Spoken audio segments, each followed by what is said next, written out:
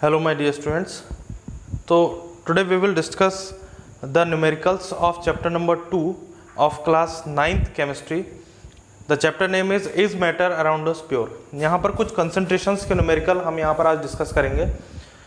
तो concentration of the solution क्या होता है actually? Suppose you have two solutions which has 100 ml of water. ठीक है, दोनों में क्या है देखिए,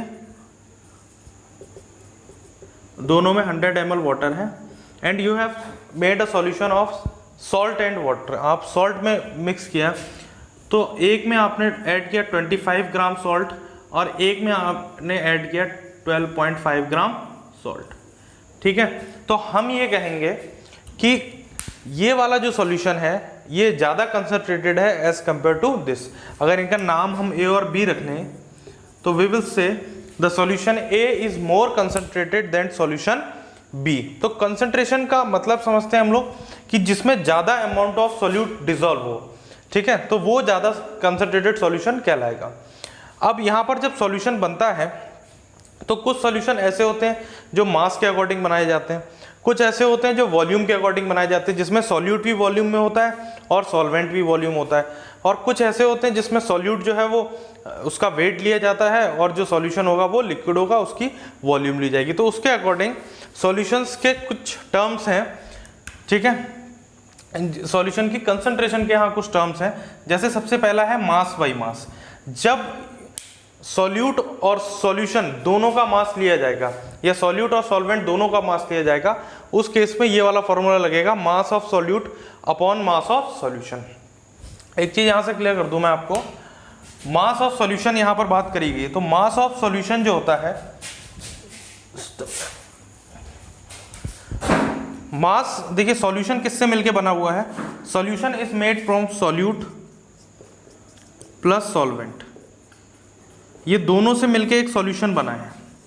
ठीक है, तो जहां पर अगर मास ऑफ सॉल्यूशन लिखा हुआ है तो वहां पर मास ऑफ सॉल्यूशन जो है वो इक्वल होगा मास ऑफ सॉल्यूट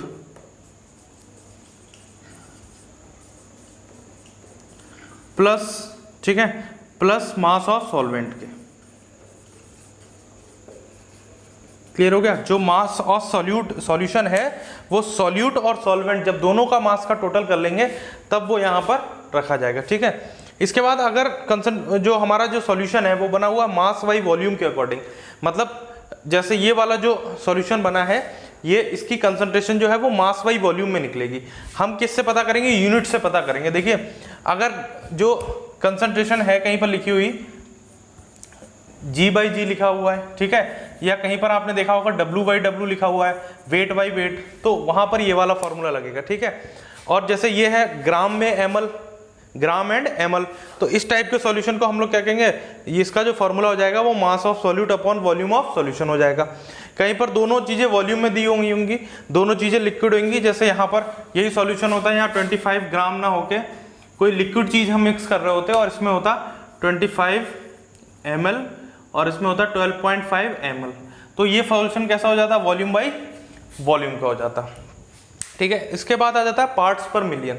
देखिए ये जो तीनों हैं ये हम परसेंटेज के फॉर्म में निकालते हैं, जो कि परसेंटेज कैसे निकलती है? Out of 100.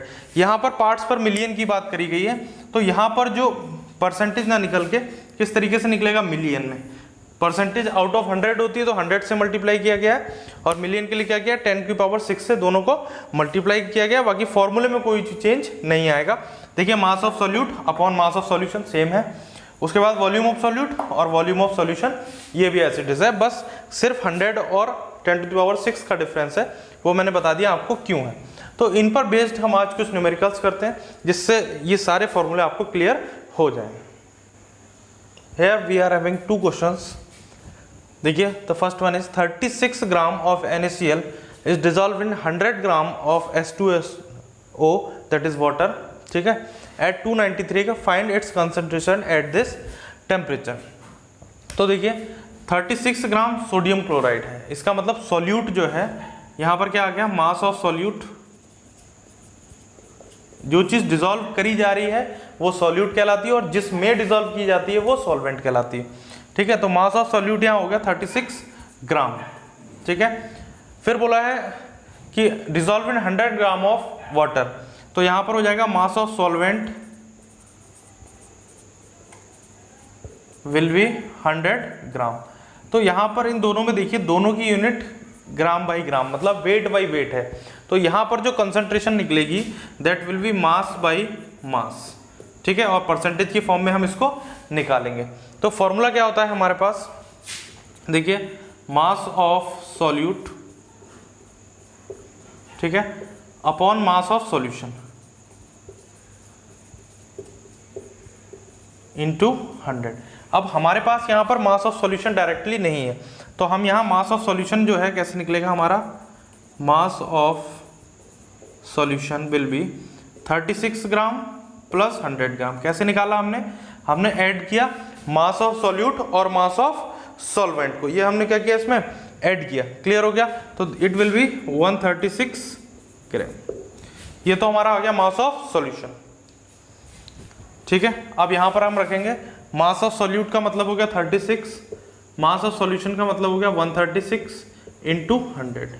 आंसर आ जाएगा हमारे पास 26.47%, ठीक है। तो जो मास बाई मास परसेंटेज आ जाएगी हमारी दैट विल बी 26.47%, उसको सॉल्व करने पर आ जाएगा।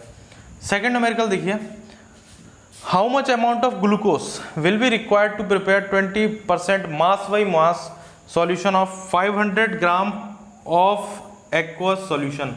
तो यहाँ पर क्या दिया है, मास ऑफ सॉल्यूशन आपको दे रखा है, देखिए क्या क्या दे रखा है, लिख लेते हैं हम। मास ऑफ सॉल्यूशन हमको दे रखा है 500 ग्राम, ठीक है। मास बाई मास परसेंटेज दे रखी है हमको that is 20%, and we have to find how much amount of glucose, ठीक है। तो इसका मतलब हमें mass of solute, mass of solute निकालना, मतलब जो डिसॉल्व होने वाली चीज है वो हमको निकालना। सपोज इट इज एक्स हमने मान लिया यहाँ पर, क्लियर। तो फॉर्मूला हमारा वही लगेगा, मास बाई मास परसेंटेज विल भी क्या हो जाएगा, देखिए मास of solute upon mass of solution into क्या हो जाएगा, देखिए 100 हो जाएगा, ठीक है। ये वैल्यू हमको दे रखी है 20, मास ऑफ सॉल्यूट हमने मान रखा है x, मास ऑफ सॉल्यूशन हमारे पास है 500 इंटू 100, इसको आप कट करिए, ठीक है। x विल भी कितना आ जाएगा 100 ग्राम, तो इसका आंसर आ जाएगा 100 ग्राम। मतलब 100 ग्राम जो है हमको ग्लूकोज डिसॉल्व करना पड़ेगा किसमें, 400 ग्राम वाटर में। अब देखिए इसमें यहाँ से एक चीज़ क्लियर करता हूँ, मास ऑफ सॉल्यूशन यहाँ पर 500 ग्राम दिया है और हमने सॉल्यूट निकाला है कितना 100 ग्राम। इसका मतलब इस सॉल्यूशन में 100 ग्राम तो ग्लूकोज रहा होगा, ठीक है, एंड 400 ग्राम क्या रहा होगा, वाटर, क्योंकि एक्वस सॉल्यूशन कहा गया, तो एक्वस सॉल्यूशन किस में बनता है, वाटर में। आई होप ये दोनों न्यूमेरिकल आपको समझ में आ गए होंगे। Okay, so let's see question number 3। देखिए, how much water will be required to prepare 20% aqueous salt solution by adding 10 gram of common salt, ठीक है। तो हमें कितना वाटर रिक्वायर्ड पड़ेगा अगर हमको 20% का सॉल्यूशन बनाना है और कितना कॉमन सॉल्ट उसमें ऐड करना है, 10 ग्राम। तो पहले हमें जो जो चीज़ें दे रखी हैं हम उसको लिख लें।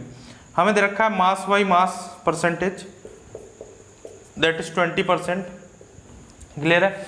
हमें क्या मिलाना है, तो हमें सॉल्ट मिक्स करना है, इसका मतलब हमें सॉल्यूट दे रखा है यहाँ पे। सॉल्यूट हमको दे दिया है 10 ग्राम, किस में मिलाना है, ठीक है, तो हमको वो नहीं दे रखा है। सॉल्वेंट हमने मान लिया x ग्राम, क्लियर हो गया यहाँ पे सभी को। देखिए, जब भी कोई सॉल्यूशन बन रहा है तो डेफिनेटली ये कॉमन सेंस है हमारा कि हम कॉमन सॉल्ट को मिक्स करेंगे वाटर में। ये सॉल्यूशन है, क्लियर। तो यहाँ पर कॉमन सॉल्ट मतलब NaCl मिक्स होगा किसमें, वाटर में। तो यहाँ पर जो वाटर होगा that will be act as solvent, और ये कम क्वांटिटी में होता है और इसको डिसॉल्व किया जाता है, इसलिए क्या कहलाएगा, सॉल्यूट। तो हमें सॉल्यूट दे रखा है, हमको सॉल्वेंट निकालना है, कितना सॉल्वेंट हमको चाहिए होगा अगर हमें 20% का सॉल्यूशन बनाना है। तो हम सबसे पहले क्या लिखेंगे, देखिए फॉर्मूला लिखेंगे, मास बाई मास परसेंटेज का फॉर्मूला क्या होता है, मास of solute upon mass of solution, ये यहाँ पर ध्यान रखना है हमको, इनटू 100। क्लियर हो गया। अब मास ऑफ सॉल्यूशन तो है नहीं हमारे पास, तो हम यहाँ से निकालेंगे मास ऑफ सॉल्यूशन, और मास ऑफ सॉल्यूशन जो क्या होता है, मास of solute plus mass of solvent. ठीक है, इन दोनों का ऐड कर दिया जाए तभी मास ऑफ सॉल्यूशन हमारा निकलता है। तो अगर हमारे पास कोई वैल्यू नहीं है, x है, तब भी कोई दिक्कत नहीं है। हमारा मास ऑफ सॉल्यूशन कितना निकल गया, 10 + x ग्राम। फॉर्मूले में वैल्यू रखेंगे, 20 is equal to mass of solute हमको दे रखा है 10, यहाँ पर आ जाएगा 10 + x इंटू 100। क्लियर हो गया। इधर चला जाएगा 20, 10 + x is equal to 1000, 200 + 20x is equal to 100, 20x is equal to 1000 minus 200, 20x is equal to 800, 0 से 0 कैंसिल। ठीक है, और x इज इक्वल टू आ जाएगा 2 से ये 40, 40। तो amount of water required will be 40। क्या आ जाएगा answer, amount of water required is equal to 4040 gram. So this is the topic that we have cleared today. Thank you very much dear students. That's all.